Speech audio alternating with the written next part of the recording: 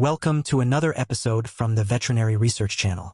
The intricate rhythm of a dog's heart, typically a steady and reliable beat, is orchestrated by a small but vital cluster of cells known as the sinus node.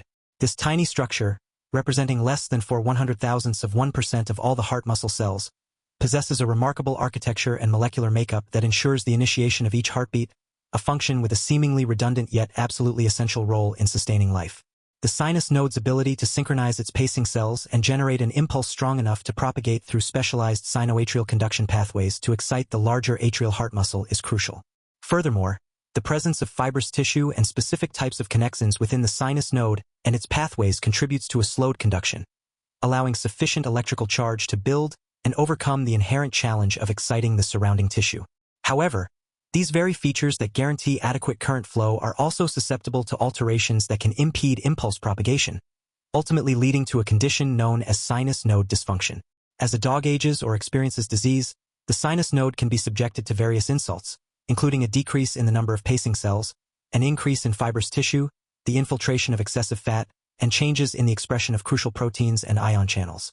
These changes, occurring from the molecular level up to the cellular level, manifest as electrocardiographically recognizable signs of sinus node dysfunction.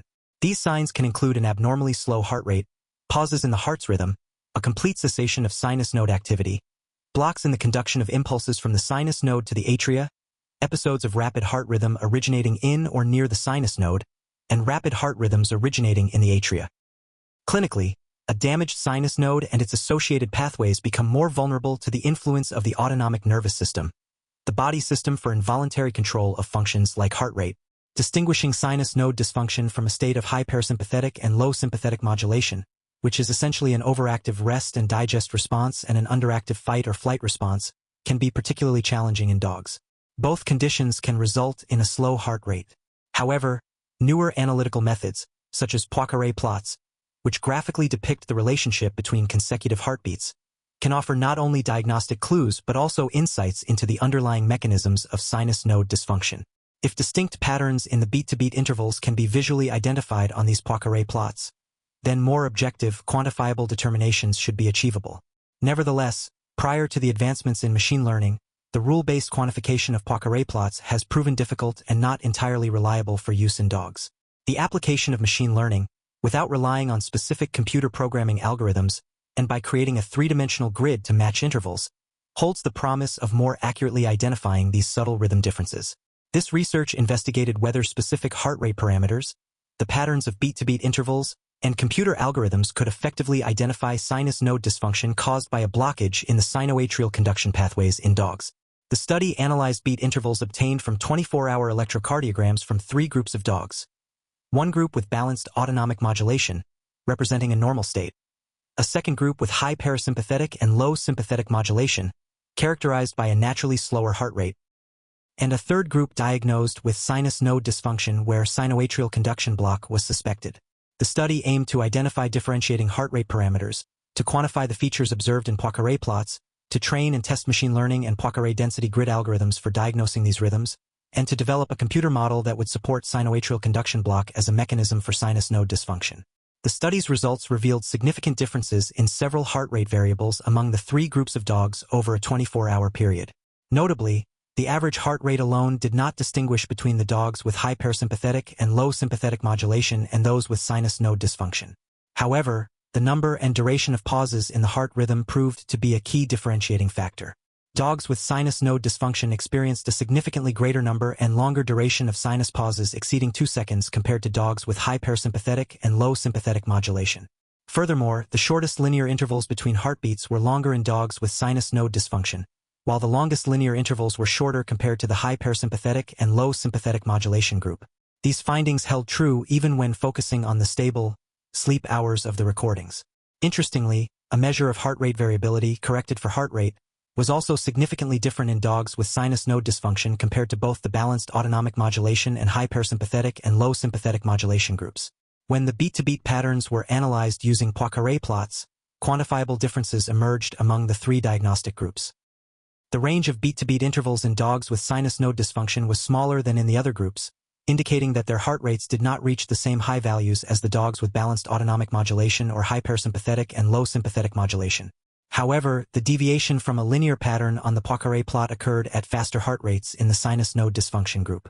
The longest range of beat-to-beat heart rates along the central line of the Poincaré plot was observed in the high parasympathetic and low sympathetic modulation group. Qualitative and quantitative analysis of the Poincaré plot suggested variations in the clustering of beat-to-beat intervals within the sinus node dysfunction group, leading to the identification of two distinct patterns, potentially reflecting different underlying mechanisms. The application of supervised machine learning and the creation of a beat-to-beat density grid, utilizing the training data from the three groups of dogs, demonstrated effectiveness in classifying the heart rhythm patterns in the testing dataset. Confusion matrices, which assess the accuracy of a diagnostic test, illustrated the ability of both machine learning and the Poincaré density grid to accurately identify sinus node dysfunction based on the beat-to-beat interval relationships. This accuracy was observed in both the full 24-hour recordings and during the stable sleep hours. An open-access website was created to allow for the application of these machine learning and density grid methods for classification. Finally, a computer simulation model was developed to investigate the hypothesis that sinoatrial conduction block plays a crucial role in the beat-to-beat patterns observed in dogs with sinus node dysfunction.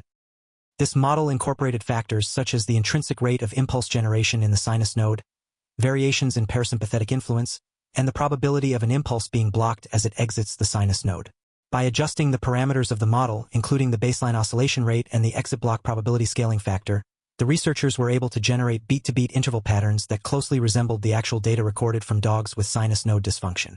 Importantly, the model for sinus node dysfunction required a shorter baseline interval and a higher exit block probability compared to the model for high parasympathetic and low sympathetic modulation.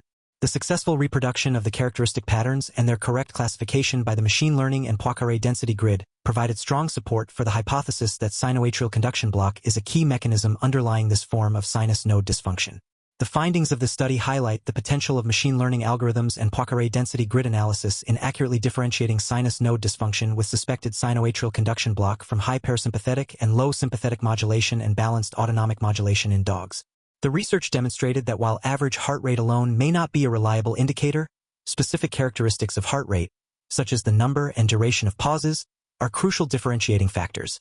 Furthermore, quantitative measures of the beat-to-beat interval patterns observed in electrocardiograms, tachograms, and Poincaré plots provide valuable distinctions between sinus node dysfunction and other states of autonomic modulation.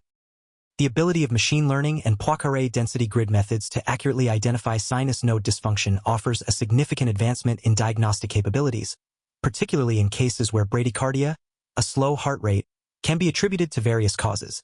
The computer simulation model further reinforces the hypothesis that sinoatrial conduction block is a responsible mechanism for the characteristic beat-to-beat patterns observed in this specific group of dogs with sinus node dysfunction.